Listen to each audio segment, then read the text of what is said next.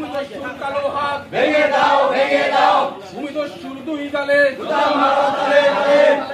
জয় রাধা মাধব জয় রাধা মাধব ভূমিদস্যু মানিক ব্যানার্জির দুই গালে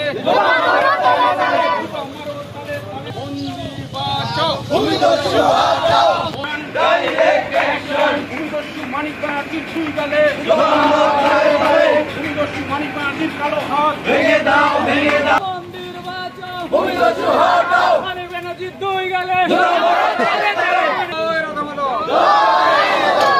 ভূমিদস্যু মানিক ব্যানার্জির কালো থাবা রই রই রই মানিক তুই গেলি কই মানিক তুই গেলি কই ওই ওই ওই ওই এর পেছনে রয়েছে একটি পুকুর, সেই পুকুরটি শ্রী শ্রী রাধা মাধব মন্দিরের।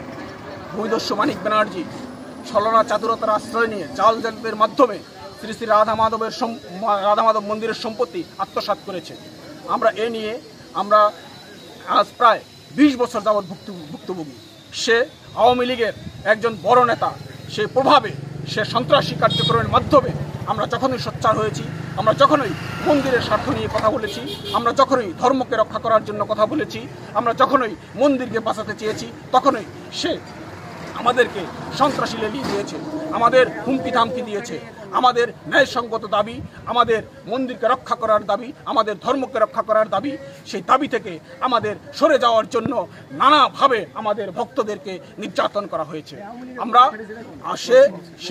সে বারবার ঠিক আছে বলে আসছে সে আমি আওয়ামী লীগের বড় নেতা, এই বড় নেতা আওয়ামী লীগ, এই আওয়ামী লীগের বড় নেতা প্রভাব দেখিয়ে সেই কাজটি করেছে। আমরা এর তীব্র নিন্দা ও প্রতিবাদ জানাই।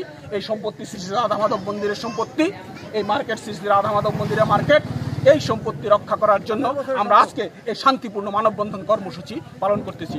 আমাদের দাবি একটাই, আপনাদের মাধ্যমে, সকলের মাধ্যমে এই মন্দিরের ভক্তদের পক্ষ থেকে আমি মন্দিরের মুখপাত্র হিসাবে আমি অনুরোধ জানাতে চাই, মাননীয় বর্তমান সরকার, মাননীয় প্রধান উপদেষ্টার কাছে আমাদের বিনীত অনুরোধ, দাবি, ভূমিদস্যু মানিক ব্যানার্জির কালো থাবা থেকে আমরা রাধা মাধব মন্দিরকে রক্ষা চাই। কি আপনারা চান?